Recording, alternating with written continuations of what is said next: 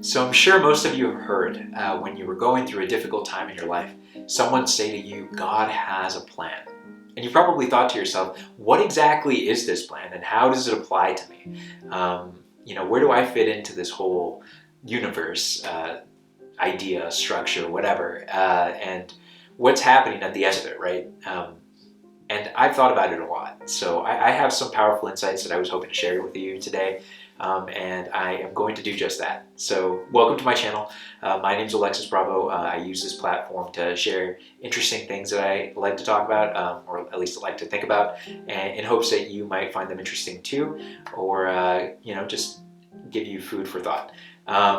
So in this episode, we're going to talk about divine will and the whole nature of intelligent design. As it could have potentially happened. So first off, the first thing that I'm going to say is the only thing that we can actually know is what is available or accessible to us through our own dimensions, through our own person. And I'm going to go ahead and I'm going to make an assumption and say that our personhood, which is this human body, is the vehicle through which information is able to be created in the first place. In order for us to know anything whatsoever, it has to be, digested through us or absorbed by us, or in some way impressed by us. And this is what goes into the crystallization of our DNA. And our DNA is that source of information that we've accumulated over our lives, which is stored in epigenetics. But I'm sure you could probably crack a science textbook to help you with that stuff. We won't go into detail about it. So the point that I'm trying to make here, which is an epistemological point, right, which is the theory of knowledge, right, is that the only things we know, we're limited and we're at the same time expanded by our senses. So in order to think about God, we have to connect ourselves to the purest source of being that we could possibly muster in our condition. And if you look at the East, in Hindu ideology and in Buddhist ideology, they really talk about consciousness as being the central framework for our lives and for the universe, for that matter. It's something that's ubiquitous. Everything has consciousness, and that's a starting point, right? So if we think about pure awareness, just all things being in a state of pure awareness, and that state of pure awareness being all things, you have something called a presence, right? And we'll call that presence I am, right? It's like it knows it is, and it refers to itself as an it, right? Or an I, right? And then an am, as in the sense of it is what it is, right? And then you have God's name, right? Which is I am that I am. And what that means is that you have a presence that continues to be exactly what it is ad infinitum, forever, never stopping. And we can think of that presence, at least as far as we can think of it mathematically, as a fractal, right? Which is an image of something turning into an image of something, turning into an image of something turning into an image of itself, turning into an image of itself. And so, like, the deeper you look, the more of itself you see, and each time it's a little bit different. It's never the same thing. It's always different, and it continues infinitely. So you can think of God as like that infinite, eternal, absolute being that is in a constant state of being, right? And this kind of allows us to kind of think about it in the sense of possibilities, right? So there are an infinite number of possibilities that are generated just by the very fact that there's a perfect being out there that's always existed and will always exist. And this is something to kind of, to think about, something to think about. You have every single possibility wanting to become an actuality. And then what likely happens is that God decides to turn them into actualities, right?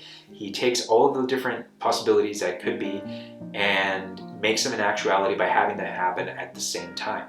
And this happens, of course, through him, but they're observed outside of him, right? They happen outside of him. And this is, the further we distance ourselves from God, the further we are from that original universe in which we were equally as conscious as he is. So it just kind of, it varies in different degrees of consciousness, right? So the highest dimension is going to be the dimension in which we're consciously birthing ourselves, if you will, and going through life completely aware of everything that we're doing, and all things being completely aware of what we are, right?